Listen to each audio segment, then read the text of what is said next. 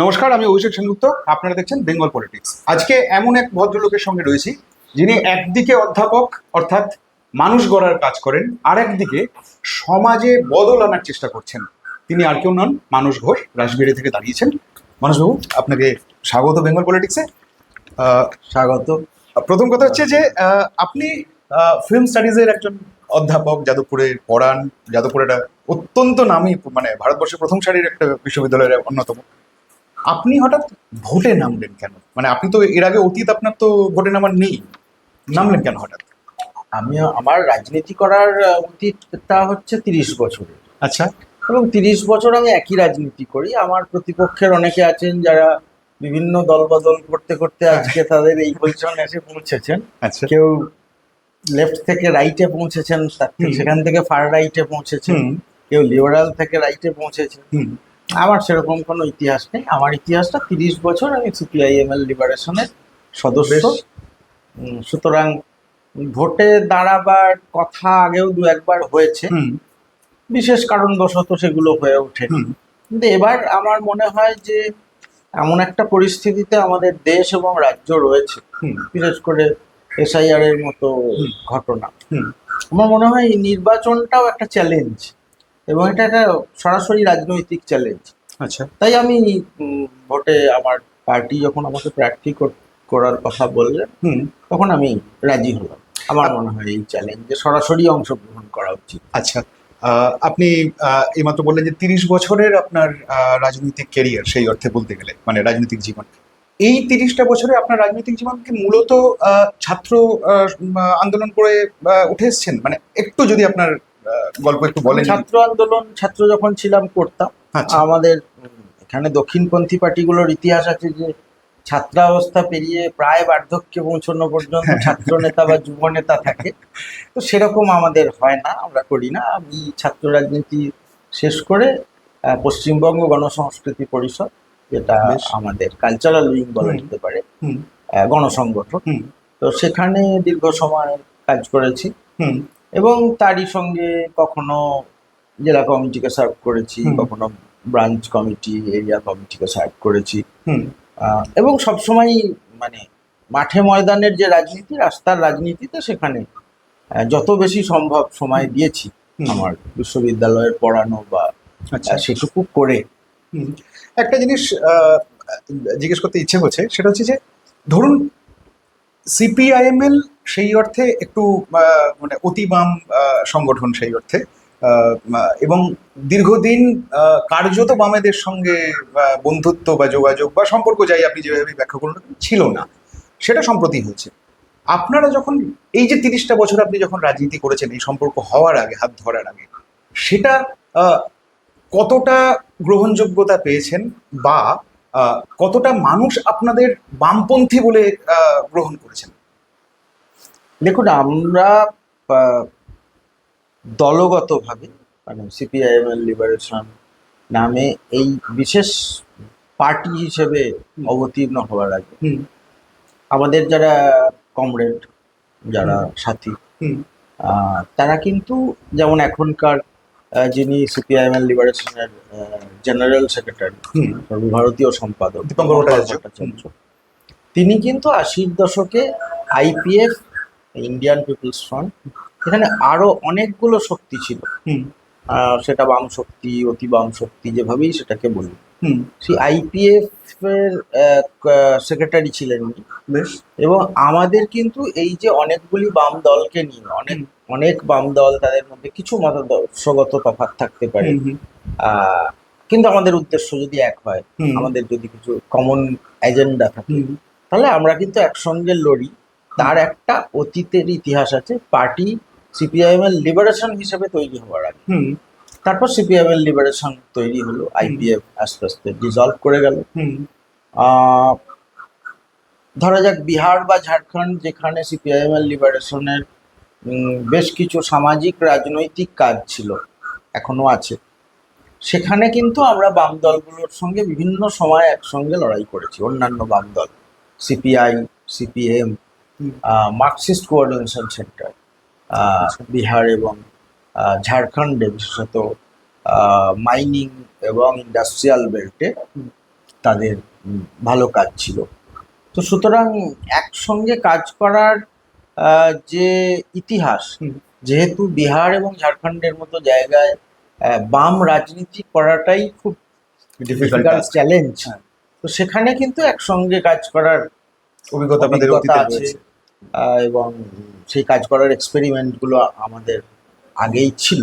আমাদের কেন্দ্রীয় কমিটি, আমাদের জেনারেল সেক্রেটারি মনে করছেন যে এই মুহূর্তে পশ্চিমবঙ্গের যা অবস্থা, আমরা পাশের রাজ্যের উড়িষ্যার যদি উদাহরণ দেখি, তাহলে দেখবো এক ধরনের পপুলিস্ট গভর্নমেন্ট সেখানে ছিল। নবীন পটনায়কের, নবীনবাবুর পপুলিস্ট গভর্নমেন্ট, অত্যন্ত সুভদ্র মার্জিত মানুষ। কিন্তু মুশকিলটা হলো তিনি এক ধরনের উড়িষ্যা সেন্টিমেন্ট, এক ধরনের ওড়িয়া আইডেন্টিটি, তার উপর রাজনীতি করে অনেক বছর ছিলেন, জনপ্রিয়ও ছিলেন। তো একটা সময় বোঝা গেল যে এই পপুলিস্ট পলিটিক্স, তারা ফ্যাসিবাদের সামনে সঠিক ব্যারিকেড তৈরি করতে পারেন, একটা দুর্বল ব্যারিকেড। আচ্ছা, এবং আমরা মনে করি যে এই মুহূর্তে ফ্যাসিবাদের বিরুদ্ধে লড়াইটা করতে গেলে বাম ঐক্য বিভিন্ন জায়গাতে তৈরি করা দরকার। পশ্চিমবঙ্গে তো বিশেষ করে তৈরি করা দরকার, কারণ পশ্চিমবঙ্গে এই মুহূর্তে যে দলটা আছে তৃণমূল কংগ্রেস, তারা একটা পপুলিস্ট পলিটিক্স করে। একটা ক্লাব যেভাবে ফাংশন করে, ক্লাব যেমন মেলা করে অর্গানাইজ করে, ক্লাব যেমন ফুটবল ম্যাচ অর্গানাইজ করে, ক্লাব যেমন একটা পিকনিক আয়োজন করে, ঠিক সেভাবে দেখুন দলটা চলে, তার গভর্নমেন্টটা চালায়। ফলে আমাদের মনে হয়েছে এই পপুলিস্ট গভর্নমেন্টটা ঠিক সঠিকভাবে ফ্যাসিজমের বিরুদ্ধে দাঁড়াতে পারবে না। এবং ফ্যাসিজমের বিরুদ্ধে যদি দাঁড়াতে না পারে এরা, এবং পশ্চিমবঙ্গ যদি বিজেপি বা ফ্যাসিবাদী কোনো দলের হাতে যায়, তাহলে কিন্তু প্রথম অ্যাটাকটা নেমে আসবে বামপন্থীদের উপর, সে যে ধরনের বামই হোক।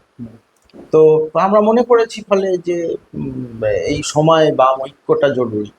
সেটা আমরা যাদের সঙ্গে আছি, সিপিআইএম বিশেষ করে, সিপিআই, সিপিআইএম এবং বামফ্রন্টের কয়েকটি দল, তারা সবাই মনে করছেন যে আমরা সবাই মনে করেছি যৌথভাবে যে এই মুহূর্তে আমাদের পশ্চিমবঙ্গের রাজনীতিতে বড় করে একটা বাম ঐক্য গড়ে প্রতিরোধটা করা উচিত। সিপিআইএমএল যতটা বিহার ঝাড়খণ্ডে যতটা গুরুত্বপূর্ণ ভূমিকা পালন করে, বাংলা ভোটে তো সেই অর্থে করে না। না, এবং মজার ব্যাপার হচ্ছে ইতিহাস দেখলে সিপিআইএমএল বাংলার ভোটে কখনো কখনো অংশ নিয়েছে। গত ভোটেই 12টা আসনে আপনারা লড়েছিলেন, কিন্তু আজ পর্যন্ত কখনো একটিও আসন আপনারা জিততে পারেননি। এবারে কি ইতিহাস তৈরি করা সম্ভব, মানে খাতা খোলা যাবে? আমি তো আশাবাদী। আচ্ছা, আমি আশাবাদী কারণ বামপন্থী শক্তিগুলির প্রতি মানুষের কিছুটা আস্থা ফিরছে বলে আমার মনে হয়। আস্থা ফিরছে কারণ মানুষ অবস্থাটা বুঝতে পারছে বেশ কিছু, বিশেষত কর্মসংস্থান, এটা এমন একটা জায়গা। স্যার, একটা জিনিস এর সঙ্গে আমি আপনাকে একটু জানতে চাইছি, যে সিপিআইএমকে যদি সরিয়ে দেন তাহলে স্ট্রেংথ আপনাদের কোথায়? তাহলে স্ট্রেংথটা যেটা আমাদের, মানে যদি ভোটের পার্সেন্টেজ বলা হয়, মানে আপনি যে জয়ের স্বপ্নের কথা বলছেন, বাস্তবে মাটিতে দাঁড়িয়ে যদি ভাবা হয় যে সিপিআইএম নেই, সিপিআইএমএল সত্যি কি একটা সিট জিততে পারে? সেটা পরিস্থিতির সঙ্গে নির্ভর করে, কিন্তু পার্সেন্টেজ যদি দেখা যায়, ভোট তো পার্সেন্টেজেই হয় অবশ্যই, তাহলে সিপিআইএমএল সেভাবে খুব গুরুত্বপূর্ণ ভূমিকা এই ধরনের নির্বাচনে পশ্চিমবঙ্গে নেবার জন্য উপযুক্ত নয়। আবার উল্টো দিক থেকেও ঠিক যে বামপন্থীরা জোটবদ্ধ হয় বলে বিহারে, সেখানে আমরা বড় দল, একটু বড় দল, কারণ রাজনৈতিক ভাবে আমাদের প্রভাব একটু বেশি আমাদের দলের, তো সেখানে আবার একটু অন্যরকম চিত্র হয়। কিন্তু আজকের ভারতবর্ষের রাজনীতিটা কিন্তু দাঁড়িয়ে আছে, আপনি যদি দেখেন যে বিজেপি সে এত বড় দল, সে তার প্রধানমন্ত্রী এবং স্বরাষ্ট্রমন্ত্রী এমন ভাব করে যে তারা সবকিছুই পারে, কিন্তু তারাও কিন্তু দেখবেন যে জোট করেই কিন্তু ক্ষমতায় আছে, 240টা সিট পেয়ে জোট করে ক্ষমতায় আছে। এখন ভারতবর্ষের রাজনীতিতে কিন্তু ভোটের রাজনীতি যদি বলেন, তাহলে জোটটাই হচ্ছে বাস্তব। আচ্ছা, সেটা ইন্ডিয়া জোট বলুন বা উল্টো দিকে বিজেপি যে জোটটা তৈরি করে সরকার চালাচ্ছে সেই জোটটাই বলুন, ফলে জোট কিন্তু বাস্তব। সেখানে ইন্ডিভিজুয়াল ভোটের হিসেবটা সবসময় গুরুত্বপূর্ণ নয়, জোটের হিসেবটাই গুরুত্বপূর্ণ। আপনারা এই ভোটে মোট 10 জন প্রার্থী দিয়েছেন। কেউ গণনাট্য থেকে এসেছেন, কেউ ব্যাংক কর্মী, কেউ চা বাগানের শ্রমিক, মানে আপনাদের এই প্রার্থীর যে পুল সেটা দেখলে কিন্তু বেশ মানে চমকপ্রদ আর কি। একই সঙ্গে মানে খুব সিগনিফিক্যান্ট হচ্ছে আপনারা 10 জন প্রার্থীর মধ্যে 6 জন আপনাদের মহিলা। এইভাবে প্রার্থীর এই বিন্যাস বা এই পুল তৈরি করার কারণটা কি? যদি আজকের ভারতবর্ষের কথা ভাবেন, তাহলে সবচেয়ে বেশি আক্রান্ত কারা? মহিলারা। সাম্প্রতিক ঘটনা তো তাই বলে। ঘটনা এই রাজ্যে তৃণমূল কংগ্রেস এত দুর্বল হাতে এই জিনিসটাকে মোকাবিলা করেছে, হুম এবং একজন মহিলা মুখ্যমন্ত্রী, তার কাছে যেটা আশা করা গিয়েছিল সেন্সিটিভিটি, দিতে পারেননি। আর সর্বভারতীয় ক্ষেত্রে বিজেপি তো পার্টি দলগতভাবেই তারা তাদেরকে, যেটা ইংরেজি শব্দে মিসোজিনিস্ট বলা হয়, নারী বিদ্বেষী, হুম। এবং তারা ধর্ষকদের জেল থেকে বেরোলে মালা দেয়। তো তাদের অবস্থানটা তো বোঝাই যাচ্ছে। হুম। এখন সারা দেশেই দেখা যাচ্ছে, এ রাজ্যে তো বটেই, যে মহিলারা সবচেয়ে বেশি আক্রান্ত। আমরা মনে করেছিলাম যেটা, যে সময় যত এগোবে আমরা একটা মোর জাস্ট সোসাইটি পাবো, হুম। আরো বেশি ন্যায় বিচার সমাজ। আমরা একটা সমাজ পাবো যে সমাজে আরো বেশি ন্যায় বিচার পাবেন যাদের এতদিন কোনোভাবে অবহেলিত দমিত রাখা হয়েছে। হুম কিন্তু আজকের সমাজে আমরা দেখতে পাচ্ছি যে মহিলাদের অবস্থান অত্যন্ত অত্যন্ত আক্রান্ত, বিপুলভাবে আক্রান্ত। হুম সেটা আমরা মাথায় রেখেছি। হুম আরো যদি দেখেন যে কারা আক্রান্ত, শ্রমিক। এই আজ থেকেই শ্রম কোড চালু হলো, নতুন শ্রম বিল, শ্রম কোড, যেখানে 8 ঘন্টা শ্রম, 8 ঘন্টা বিশ্রাম, 8 ঘন্টা এন্টারটেনমেন্টের যে যুক্তি, সেই মানে মেডের দিন থেকে চালু হয়েছিল। হ্যাঁ, যে 8 ঘন্টার বেশি শ্রম নয়। সেটা অনেক উন্নত দেশে, সমাজতান্ত্রিক দেশে সেটা 6 ঘন্টা করে দেওয়া হয়েছে। হুম তো সেখানে এখন বলা হচ্ছে 12 থেকে 14 ঘন্টা শ্রমিকদের কাজ করতে বাধ্য হবে। সেখানে বলা হচ্ছে 300-র কম শ্রমিক কোথাও থাকলে তার ট্রেড ইউনিয়ন করতে পারবে না। এমনকি লেবার ট্রাইব্যুনালে গিয়ে তাকে যদি বাদ দিয়ে দেওয়া হয়, তাকে যদি রিট্রেঞ্চ করা হয়, তার চাকরি যদি চলে যায়, তিনি বলতে পারবেন না কিছু। তো এই যে একটা ড্রাকোনিয়ান ল, ভয়ঙ্কর সময়। আপনি দেখুন যে সুমন্তি এক্কা, চা বাগানের হুম শ্রমিক। হুম আমরা এই জিনিসগুলোকে, আমরা এই জায়গাগুলোকে, ধরুন আমাকে যে কারণে পার্টি দাঁড় করিয়েছেন, অন্যতম জায়গা কি? শিক্ষা আক্রান্ত, হুম গৈরিকীকরণ, বিপুলভাবে শিক্ষার গৈরিকীকরণ চলছে। হুম আমরা যাকে ক্রিটিক্যাল থিঙ্কিং বলি, হুম হ্যাঁ, যে আমি এক ধরনের সমালোচনামূলক দৃষ্টিভঙ্গি দিয়ে সমাজকে দেখবো, দেশকে দেখবো, রাজনীতিকে দেখবো, সেগুলোকে আজকাল একেবারে ধূলিসাৎ করে দেওয়া হচ্ছে। এই শিক্ষা আক্রান্ত, শিক্ষার গৈরিকীকরণ হচ্ছে। হুম তো সেই জায়গা থেকে আমি একভাবে প্রতিনিধিত্ব করছি। আচ্ছা। হ্যাঁ, তো ঠিক সেইভাবে আমাদের প্রত্যেক প্রার্থী, তারা যে জায়গাগুলোতে দেশ আক্রান্ত, হুম সমাজ আক্রান্ত, হুম যে জায়গাগুলোতে আমাদের মনে হচ্ছে বিপুল প্রতিরোধ তৈরি করতে হবে, হুম আমরা সেখান থেকেই প্রতিনিধি নিয়েছি, উপযুক্ত প্রতিনিধি নিয়ে তাদের ভোটে দাঁড় করিয়েছি, তারা দাঁড়িয়েছে। মাইনরিটি আক্রান্ত, বিশেষত মুসলিম মাইনরিটি, হ্যাঁ হ্যাঁ, সেখানে তাদের প্রতিনিধিও এখানে আছেন। আমরা যদিও আইডেন্টিটি দেখে রাজনীতি করি না, হুম কিন্তু আমরা মনে করি এই মুখগুলো প্রতিনিধিত্বমূলক মুখ। আচ্ছা। যে যে যে জায়গাগুলো আক্রান্ত হচ্ছে, সেখানে প্রতিরোধ দরকার, তার প্রতিনিধি হিসেবে দল এদের তো একটা খুব সিগনিফিকেন্ট জিনিস আমি মাঝখানে খেয়াল করছিলাম, সেটা হচ্ছে যে আপনাদের এবং মানে বেসিক্যালি বাম প্রার্থীদের দিকে যদি তাকানো হয় তাহলে দেখা যাবে যে যাদবপুর আসলে একটা মানে সেন্টার হয়ে উঠেছে। মানে কিরকম, ধরুন আপনি যাদবপুর থেকে, লাবণী জঙ্গি যাদবপুরের স্কলার, ওদিকে আফরিন বেগম যাদবপুরের, পার্থ প্রতিম বিশ্বাস তিনিও যাদবপুর। তো যাদবপুর কি সত্যি এখন মানে বামেদের আঁতুর ঘর হয়ে উঠলো?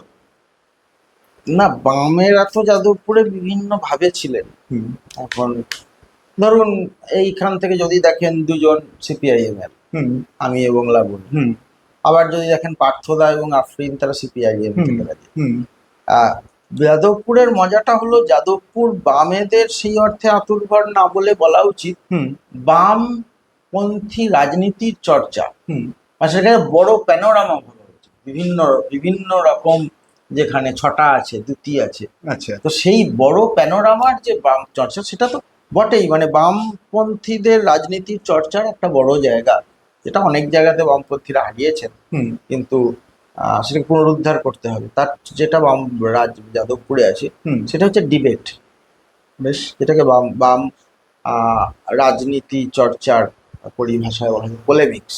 আচ্ছা। যে আমরা একটা বিষয় নিয়ে একে অন্যের সঙ্গে ডিবেট করতে পারি, হুম, আমরা একটা বিষয় নিয়ে একে অন্যের সঙ্গে সংলাপে যেতে পারি, হুম, হ্যাঁ, ডায়ালগে যেতে পারি।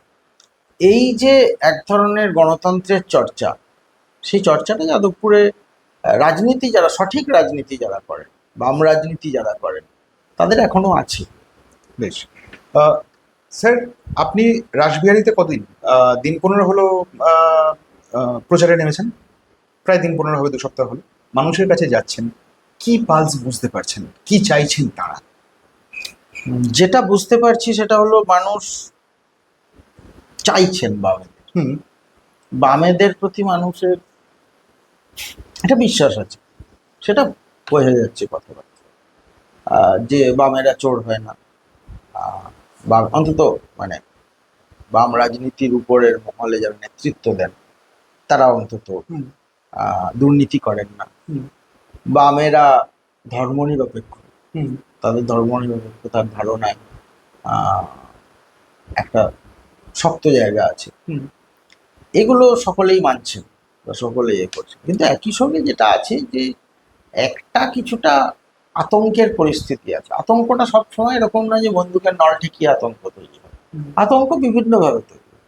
আমি যে সরকারি প্রকল্পের আহ, থেকে বঞ্চিত হতে পারি। বঞ্চিত হতে পারি, আচ্ছা। হ্যাঁ, আমার এলাকা সেখানে জলটা উম, দিকে বিধায়ক হুম, না তাকাতে পারেন হুম, আমার এলাকা থেকে যদি ভোট কম হয়। হুম, তো এইরকম একটা পরিস্থিতি রয়েছে, আবার একই সঙ্গে কিন্তু অ্যান্টি ইনকামবেন্সি একটা রয়েছে। বেশ। তবে যেটা দেখার সেটা হলো, আমার মনে হয় এটাকে আমি কিছুটা তুলনা করব 2011 সালের সঙ্গে। হুম, এবং পরিবর্তন যখন কিছু হয় হুম, তখন কিন্তু দেখা যায় যে একটু নিস্তরঙ্গ থাকে জনগণ। হুম। এবারে কিন্তু সেরকমটা দেখা যাচ্ছে। মানে পদধ্বনি শুনতে পাচ্ছেন? হুম, আচ্ছা। আমার মনে হচ্ছে এবারের নির্বাচন একটু অন্যরকম নির্বাচন হবে। হুম, তার কারণ হলো, অন্যদিকে আর একটা জিনিস আমি কিছুটা ষড়যন্ত্রের গন্ধই পাচ্ছি বলতে পারেন, যে 81 লক্ষ হুম, আজকে প্রায় হুম, হিসেব মতো। হুম, জানি না, ওদের বোধহয় টার্গেট দেওয়া হয়েছিল 1 কোটি। হুম, গতকালই একজন এআরও, এনডব্লিউবিসিএস অফিসার, নির্বাচন কমিশনের সঙ্গে কাজ করতে গিয়ে এতটাই হেনস্থা হয়েছেন, অপমানিত হয়েছেন, তিনি আত্মহত্যা করেছেন বাসশ্রমে। তো এটা তো মনে হচ্ছে, এবং বিভিন্ন জায়গা থেকে বিএলওদের কাছ থেকে, এইআরওদের কাছ থেকে, অনেকের কাছ থেকে শুনতে পাচ্ছি, তাদের প্রায় তাদের প্রায় গান পয়েন্টে রেখে বলা হচ্ছে যে এত নাম বাদ দিতে হবে। টার্গেট দেওয়া হচ্ছে, এই মার্চ মাসে যেমন টার্গেট দেওয়া হয় সেলসে যারা কাজ করেন, তো তাকে মনে হচ্ছে, তো এদেরকে মনে হচ্ছে টার্গেট দেওয়া হয়েছে যে এত বাদ দিতেই হবে। ফলে এটা একটা বিশেষ নির্বাচন হচ্ছে, এবং যে নির্বাচনটায় মানে আমরা যেটা বলছি সর্বত্র, যে যদি গণতান্ত্রিক অধিকারকে সুরক্ষিত করার জন্য কোনো আন্দোলন করতে হুম, হয়, যদি কাউকে রাস্তায় পাওয়া যায়, তাহলে সেটা বামেরা। হুম। এবং গণতান্ত্রিক অধিকার এই মুহূর্তে প্রবলভাবে সংকটের মধ্যে। এই সংকট থেকে যদি বেরোতে হয়, এই সংকটের সামনে যদি প্রতিরোধটা করতে হয়, হুম। তাহলে বামপন্থীদের ভোট দিতে হবে। আমার মনে হয় মানুষ কিছুটা সেটা বুঝতে পারছেন এবার। স্যার, 2019 থেকে ধরলে গত লোকসভা ভোট পর্যন্ত এই যে রাম বামের যে তত্ত্বটা, মানে বামের ভোট রামে চলে যায়, এই যে তত্ত্বটা এবার কি সত্যি ব্রেক করা সম্ভব? মানে মানুষ কি বামে ফিরছেন, যারা পুরনো বামপন্থী ছিলেন? দেখুন, একটা জিনিস তো ঠিকই যে বামের ভোট যে রামে চলে গেছে কিছুটা, যেগুলো সিপিএম এর ভোট ব্যাংক ছিল, তার অনেকটাই বিজেপির ভোট ব্যাংক হয়ে গেছে। হুম, আহ, তার জন্য একটা দিকে ঠিকই তো যে বামপন্থীদের একটা অবস্থানগত দিক থেকে আর একটু স্ট্রং হতে পারলে ভালো হতো। অন্যদিকে আহ, শাসক তৃণমূল কংগ্রেস তারা আজকে বলছেন যে আসুন সবাই মিলে বাংলা বাঁচাই, হুম, কিন্তু তারা কিন্তু টার্গেট করেছিল প্রথম 10 বছর বামেদের। হুম, তারা ভেবেছিল যে বামেরা যদি রাজনীতি থেকে চলে যায় তাহলে তারা নিষ্কণ্টক হবে তাদের। হুম, তা আসলে তো তা নয়, তারাও কিছুটা বিজেপিকে জায়গা করে দিয়েছে। জায়গা করে দিয়ে এখন বুঝতে পারছেন যে বিজেপির একটা বাংলা দখলের অভিপ্রায় রয়েছে। তো সেই দিক থেকে বামেরা বরং আরো বেশি সতর্ক হয়েছেন এবার, যে কোনোভাবেই যাতে বামের ভোট রামে না যায়, মানে বিজেপির দিকে না যায়। এবং যে কারণে দেখবেন লাগাতার এসআইআর নিয়ে প্রোগ্রাম চলছে, সব বাম ঐক্যকে সামনে নিয়ে, এবং বিজেপির বিরুদ্ধে আহ, আক্রমণটা তো ছিলই, আক্রমণটা আরো শানিত হয়েছে এবার। তো সেটাকে তো আটকাতে হবে, এবং সেটা আমার মনে হয় এবার অনেকটাই আটকাবে। কিন্তু স্যার রাসবিহারীর ইতিহাস তো অন্য কথা বলে। 1977 যদি ধরা হয়, অশোক মিত্র ওখান থেকে একবার জিতেছিলেন, ওই একটি বাড়ি কিন্তু খালি বামেরা রাসবিহারী নিজেদের মুঠোয় নিতে পেরেছিল। তারপর থেকে কখনো রাসবিহারী দখলে আসেনি, ভরা বাম জামানতেও আসেনি। ঠিক। এ তথ্য আপনিও জানেন। তো মানে যা একসময় কংগ্রেস ছিল, পরে তৃণমূল কংগ্রেস হয়, সেই রাসবিহারী মানে 77-এর পর কি সত্যি ফেরানো যায়, বা মানে আপনাদের স্ট্র্যাটেজিটা কি, মানে ফেরাতে হলে কি করতে হয়? আমরা যেটা করছি, ডোর টু ডোর ক্যাম্পেইন করছি। বেশ। আমরা প্রায় প্রত্যেকটা মানুষের কাছে পৌঁছানোর চেষ্টা করছি। আমাদের তো আর মানে ওই ধরনের রোড শো করার মতো জিনিসপত্র আমরা করি না, করতে পারি না, করিও না, এটা করার ইচ্ছেও নেই। তো আমরা যেটা করছি, ডোর টু ডোর ক্যাম্পেইন করছি, প্রত্যেকটা মানুষের কাছে গিয়ে কথা বলছি। যদি কারো বামের প্রতি কোনো ক্ষোভ থেকে থাকে, সেটাও শুনছি। আপনি বলুন না কেন, কি অবস্থা। মানে সেই ক্ষোভ কি কিছু না, পাচ্ছেন? ক্ষোভ এবার আচ্ছা। অনেক কম। আচ্ছা। আগের বারগুলোতেও নির্বাচনী বিভিন্ন প্রচারে গিয়ে দেখেছি যে মানুষের দুটো জায়গা থাকে। তারা বলে যে আমরা আপনাদের প্রতি সহানুভূতিশীল, কিন্তু আপনারা তো পারবেন না, এরকম বলে। মানে যে কারণটাতে আপনি বলছেন নিস্তরঙ্গ পদধ্বনি শুনতে পাচ্ছেন, যে কারণে কিন্তু ওয়েলকাম করছেন বেশ মানুষ, বেশ যে বেশ। আপনাদের ওয়েলকাম করছি, এবং খুব ভালো লাগবে যে আপনারা জিতলে, আপনি জিতলে। এটা কিন্তু আমি অনেক জায়গাতেই পাচ্ছি, যারা কিন্তু ঠিক পরিচিত সিপিএম বা নকশালপন্থী ভোটার নন, একদম সাধারণ লোক, তার রাজনীতির সঙ্গে যোগ নেই, এরকম লোকেরা এই কথাগুলো বলছেন। আপনার উল্টো দিকে তৃণমূলে যিনি রয়েছেন দেবাশিস কুমার, হেভিওয়েট নেতা, এইরকম মানে উল্টো দিকে যখন একটু ভারী নাম হয়, তখন কতটা চ্যালেঞ্জ হয়, বা সেই চ্যালেঞ্জ অ্যাকসেপ্ট করে সেটাকে মানে জেতার জায়গা, মানে সেটা সেটা কিভাবে আপনারা ভাবেন? মানে আপনারা তো, আপনি এর আগে প্রচুর প্রচার করেছেন, মানে গতবারের প্রচার করেছেন, এবার আপনি নিজে সামনে থেকে একদম নেতৃত্বে রয়েছেন, তো আপনার নিজের কি মনে হচ্ছে ব্যাপারটা? দেবাশিস কুমার হেভিওয়েট নেতা, নিশ্চয়ই তিনি কর্পোরেশনে বিশেষ ভূমিকা পালন করেন, তিনি বিধায়ক হিসাবে আছেন এতদিন। কিন্তু মুশকিলটা হলো যে যেটা হয়েছে, ওনারও যেটা হয়েছে, সেটা হচ্ছে যখন এই ধরনের অ্যান্টি ইনকামবেন্সি তৈরি হয়, যারা হেভিওয়েট, তাদের উপর কিন্তু জনগণের যে ক্ষোভটা সেটা বেশি হয়। বরং একটা চুনোপুটিকে লোকে ভাবে, ঠিক আছে, এ তো ডিসিশন মেকার নয়, এ তো অত হেভিওয়েট নয়, ঠিক আছে, এর দোষ গুণ ক্ষমা করা যায়। হেভিওয়েটদের ক্ষেত্রে যেটা হয় যে তার প্রতি ক্ষোভটাও দ্বিগুণ হয়। দেবাশিস কুমারের ক্ষেত্রে কিন্তু অনেকটা সেটা হয়েছে। মানে সেদিক থেকে কি অ্যাডভান্টেজ আছেন আপনি বলা যায়? একদমই তাই। আচ্ছা। সেদিক থেকে আমার অ্যাডভান্টেজ আছে, আমাদের অ্যাডভান্টেজ আছে। অন্যদিকে বিজেপির যিনি প্রার্থী, তিনিও অধ্যাপক, তিনিও হেভিওয়েট প্রার্থী সেই অর্থে। কিন্তু আমরা তো বিজেপিকে প্রচারের মঞ্চে খুব দেখতে পাচ্ছি না, আপনারাও পাবেন না, খুব বেশি দেওয়ালও দেখবেন না। কেন, কারণটা কি? এটা আমার মনে হয় যে বিজেপি তো কোনোদিনই বুথ লেভেলে খুব স্ট্রং ছিল না, দু একটা জায়গা ছাড়া পশ্চিমবঙ্গে। ওরা যে রাজনীতিটা করেন, যেভাবে করেন, সেটা যে উপর থেকে এই রাজনীতিটা, যে দিল্লি থেকে নেতা উড়িয়ে আনা হয়, তারা কিছু ভাষণ, মানে আরোপিত রাজনীতির কথা, হাওয়া তোলা যাকে বলে। এবং তার সঙ্গে যে যে মানে খুবই দুঃখের সঙ্গে বলছি, যারা মেন স্ট্রিম মিডিয়া, আপনারা নন, হ্যাঁ, যারা মেন স্ট্রিম মিডিয়া, বরং আপনারাই আমাদের মতো যারা তাদের ভরসা, হ্যাঁ, কিন্তু মেন স্ট্রিম মিডিয়াকে দিয়ে ওরা প্রচার করতে পারেন। দেখবেন যে শহরের গ্লোসাইন হোর্ডিং থেকে আরম্ভ করে একটু বড় বড় মাতব্বরদের টিভি চ্যানেল, সব জায়গাতে ওরা এই প্রেজেন্সটা তৈরি করে রাখে। তো ওদের রাজনীতির এটা একটা বোধহয় অঙ্গ আর কি, যে এটা উপর থেকে রাজনীতিটা করা। আর কেন উপর থেকে, আপনি যদি বলেন যে কেন উপর থেকে করে, তার কারণ হলো যে ধরুন প্রধানমন্ত্রী তিনি বলে দিলেন যে পশ্চিমবঙ্গের নাকি নারী সুরক্ষা তৈরি হবে বিজেপি ক্ষমতায়। আর ধরুন প্রার্থী যিনি, তিনি যদি এই কথাটা বলতে যান, তাহলে যে কেউ সামনে পেলে বলে দেবে যে আপনারা তো ধর্ষকদের মালা দেন, হ্যাঁ, আপনাদের এমএলএ এমপি উত্তরপ্রদেশে তারা ধর্ষণের মলেস্টেশনের কেসে সব আহ, অভিযুক্ত, তা আপনারা কি করে এটা করবেন মশাই? ওরা সেই জন্য কি কমিউনিকেশনের ওই দ্বিতীয় রাস্তাটাকে অফ করে রাখে, জনগণ যাতে ওদের প্রশ্নটা না করে দিতে পারে সেইটা ওরা নিশ্চিত করে আর কি। এখন দেখবেন স্বপন দাশগুপ্ত বা বিজেপি প্রার্থীদের প্রচারও দেখবেন, ওদের প্রচারের জায়গা কোন রাস্তা দিয়ে যাচ্ছে, কিভাবে যাচ্ছে, কাদের সঙ্গে মিট করছে, সমস্তটা আহ, নির্দিষ্ট, এবং ওরা একটা অপটিক্স তৈরি করে। ওই অপটিক্সটাই ওদের রাজনীতি, ওদের সঙ্গে জনগণের কোনো যোগ নেই। 4 মে রেজাল্ট বেরোলো, আপনি জিতলেন, আপনি রাসবিহারীর জন্য কি করতে চান? রাসবিহারী বেশ কয়েকটা বস্তি আছে, রাসবিহারীতে যেমন হাই রাইজ আছে, সেরকম বেশ কিছু বস্তি অঞ্চল আছে।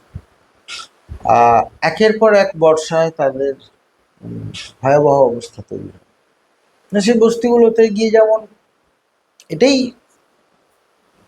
যে শেষ পর্যন্ত মানুষ জিতবেন এখান থেকে বোঝা যায়। যেমন একটি এরকম বস্তিতে খুব ছোট্ট একটি 10 ফুট বাই 10 ফুটের থেকেও ছোট একটা ঘরে একটি পরিবার থাকে। তো সেখানে গিয়ে আহ, তাকে মানে সেই বাড়ির ভদ্রমহিলাকে যখন ডাকা হলো, তো আমার নাম এবং যাদবপুর বিশ্ববিদ্যালয় শুনে তিনি চেঁচিয়ে ডাকলেন যে, "এই বাইরে আয় একবার, তোর তোর তোর তোর স্যার এসছেন।" তো দেখলাম যে আমাদের ম্যাথমেটিক্সের একটি ছাত্র, সে বেরিয়ে এলো, বললো, "স্যার আপনি দাঁড়িয়েছেন, তো ভালো কথা হলো, কি করছো?" বললো যে নেট নেট দিচ্ছি, গেট দিচ্ছি, পিএইচডি করার চেষ্টা করছি।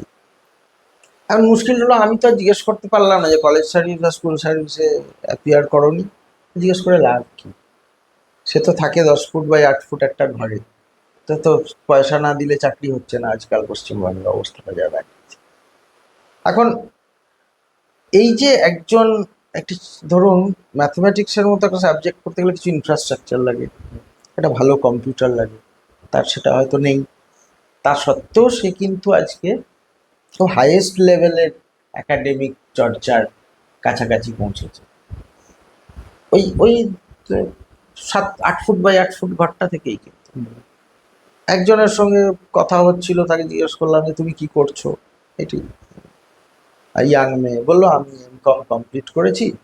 তো আমি বললাম যে কি এখন কি তুমি চাকরি করছো বা চাকরি খুঁজছো? তো তার মা বললেন যে না, ও সব করতে চায় না, ও একটা ছোট ব্যবসা শুরু করেছে। তো এটাই তো বড় কথা যে আমি তাকে বললাম যে তুমি কমার্স পড়ে যদি না ব্যবসা করো তাহলে কে করবে? খুব ভালো কাজ করেছে। তো এই যে লড়াইগুলো, এই লড়াইগুলোতে তো মানুষকে সহায়তা করতে হবে, মদত দিতে হবে। তা আমরা এই লড়াইগুলোর পাশে থাকি, আমরা এই লড়াইগুলো লড়তে হবে বলেই আমরা এখনো মনে করি সরকারি স্কুল, পাবলিক এডুকেশন, যাদবপুর বিশ্ববিদ্যালয়ের মতো বিশ্ববিদ্যালয় যেখানে খুব কম আহ, অর্থ দিয়ে, খুব সামান্য মাইনে দিয়ে ছাত্রছাত্রীরা পড়তে পারেন, সেগুলোকে আমাদের শক্তিশালী করতে হবে। আর বস্তিগুলো উন্নয়ন করা খুবই জরুরি। আপনারাও বিভিন্ন বস্তিতে ঢুকে রিপোর্ট করে দেখবেন যে সেখানে কিভাবে মানুষ থাকেন, অথচ সেখানে ট্যালেন্ট আছে, সেখানে রিসোর্স আছে, তারা, তাদেরকে সুযোগ দিলে তারা অনেক কিছুই করতে পারে। উম, সেটা আমরা একটা বড় জায়গা নজর দেব।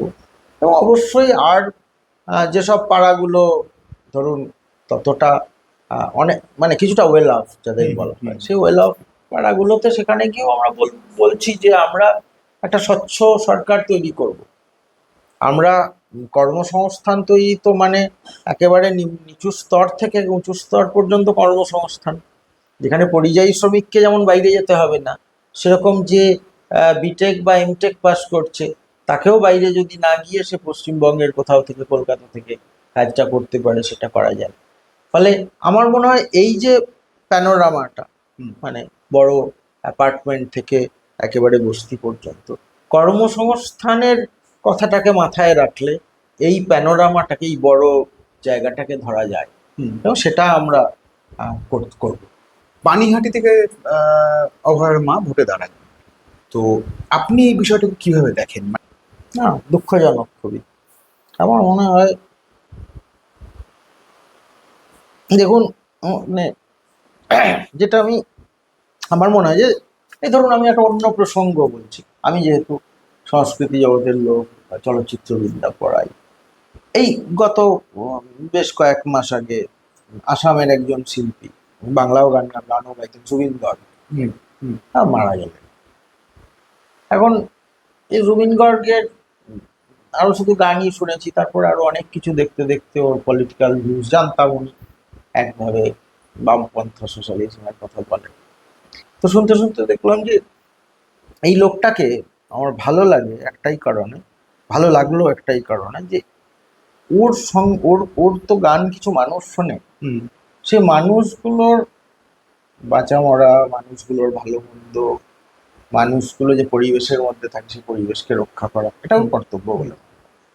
ফলে এই জায়গাটা খুব জরুরি, যে আমি আমি যাদের ভোটে নির্বাচিত হচ্ছি, যারা আমাকে তাদের প্রতিনিধি করে পাঠাচ্ছেন, হুম, তাদের তাদের সঙ্গে এই একটা যোগাযোগ এবং নিয়মিত সংযোগ রাখা, এবং তাদের সেন্টিমেন্টকে, তাদের অবস্থানকে, তাদের লড়াইকে সম্মান জানানো। হুম, আমি রিপ্রেজেন্ট করছি তাদের লড়াই, আমি শুধু তাদের মানে ওই খাতায় কলমে এমএলএ বলতে যা বোঝায় সেটা না। হুম, সব ক্ষেত্রেই সেটা হওয়া উচিত। যে অভয়ার মা দাঁড়িয়েছেন, হুম, তার বোঝা উচিত ছিল যে তার মেয়ে শুধু তার মেয়ে নয়, ছিল, নেই আর। সারা পশ্চিমবঙ্গে বহু বাবা মা, বহু তরুণ তরুণী, তারা রাতের পর রাত জেগেছে, আন্দোলন করেছে, হ্যাঁ, তার মেয়ের জন্য ন্যায় বিচার চেয়েছে। তার সারা উচিত বিশ্বে ছিল, ছড়িয়ে পড়েছে সারা খবরটা। বিশ্বে ছড়িয়ে পড়েছে।